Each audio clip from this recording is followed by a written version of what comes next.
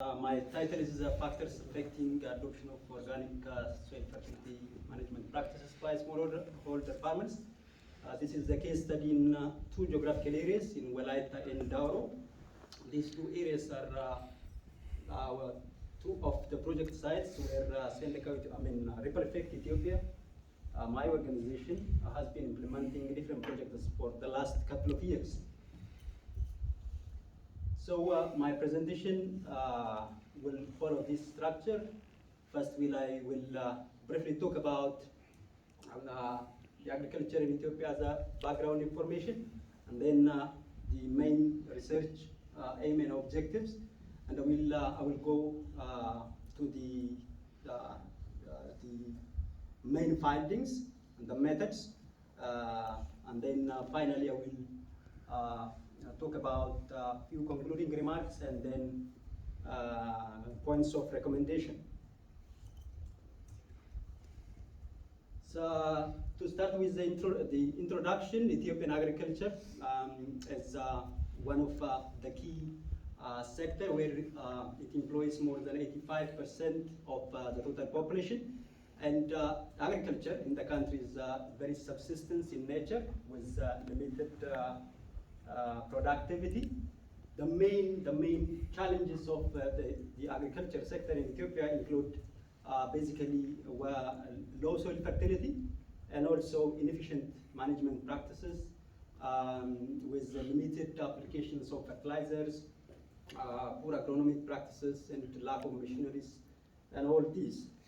But in the recent past, our government, including the development partners, started promoting different organic soil fertility management practices, such as compost, manure tea, plant tea, mulching, and crop rotations.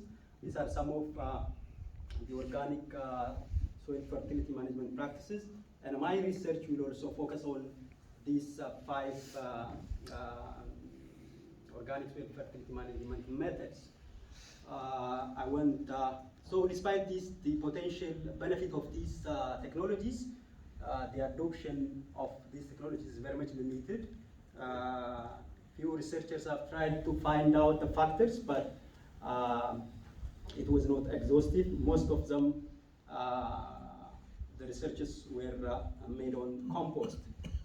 So as a result of these, my aim of my research is to find out the challenges and constraints related to the adoption, low rate of adoption of these soil fertility management practices in those specific areas with specific objectives. One is to find out the level of adoption, to what extent smallholder farmers are adopting these methods, practices, and also to find out the major causes why farmers are not adopting these technologies. And finally,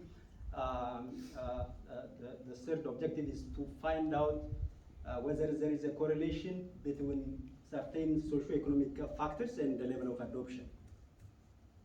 So the method I used for this research include I utilized both primary data and also reviewed previously conducted researches by different researchers on a similar topic, and also this findings was analyzed using simple descriptive statistical analysis and presented in different forms like bar graphs, charts, and the like.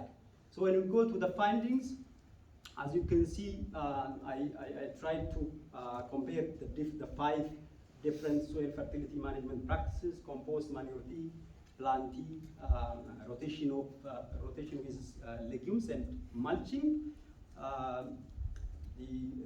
Related to the adoption, compost was found to be the highest adopted technology, followed by mulching, whereas the farmers adopted the least is manure tea and plant tea. So with regard to gender, male-headed households adopted relatively better in composting, whereas in the remaining technologies were adopted, women-headed households were found to be better. So even other researchers also concluded that adoption of these practices is technology specific. With regard to the number of technologies adopted by farmers, nearly around 27% of all the five technologies. 27%, only 27% of the total respondents adopted all the five technologies, but around 97% adopted at least one technology. So there is a variation. Other researchers also concluded that around nationwide in the country, it's around 42% of the total smallholders adopt at least two types of soil organic management practices. When we see the causes of not adopting these technologies, a significant proportion of the farmers responded that around 60% of the farmers said lack of adequate skill to be the main constraint for not adopting the technologies, followed by labor shortage. So this was the findings. When we see the correlation between different socioeconomic factors like gender, education, formal education, land size, and livestock ownership. In my research, I found out that formal education is not significant. I mean, it's not directly correlated with the number of adoption, as you can easily see from the first line graph. It's not found to be significant. It's directly correlated with the number of adoption. However, land size of by smallholder farmers was found to be negatively correlated with adoption of organic soil fertility management practices. And when we see the livestock ownership with that of adoption, the correlation between these two parameters is found to be positive initially after a certain stage. In this case, it's around farmers who have 3 cattle specifically attempt to have adopted better, and then it becomes a negative.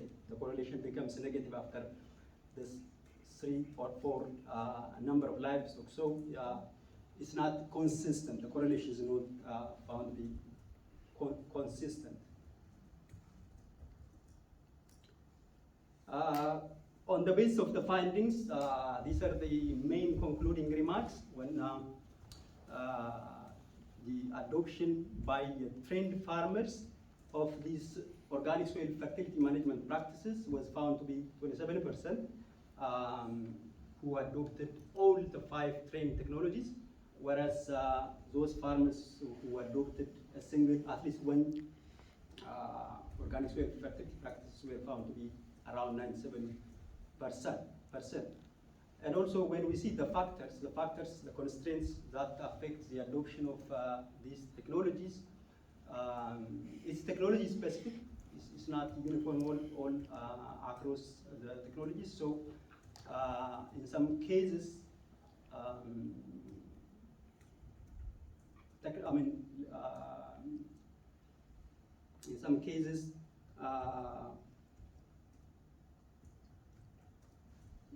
the training or the knowledge it becomes the main constraint, and in others input availability becomes a constraint. So it depends on the technology and input availability. Formal education, as I have said earlier, formal education was not found to be a main constraint, but the type of training they received. On the basis of this, I have very few recommendations which were so that smallholder farmers can adopt these organic soil fertility management practices. One is capacity assessment of the farmers, and then on the basis of the capacity assessment, a need-based training, to provide need-based training and continuous backstopping, regular on-farm level technical support, and also situation analysis or analysis of the community resources before promoting technologies such as the ones I mentioned. We need to instill these issues in the project design stage and then project delivery. And also, I also recommended to establish farm level demonstrations so that farmers can practically learn from these technologies, and also to organize organic events from the experience that we obtained from the UK, the Arable events and something like that. I am also recommended to organize such organic events so that the public and different smallholder farmers can come and learn and then adopt these technologies. These are the references that I used for conducting this research. Thank you very much.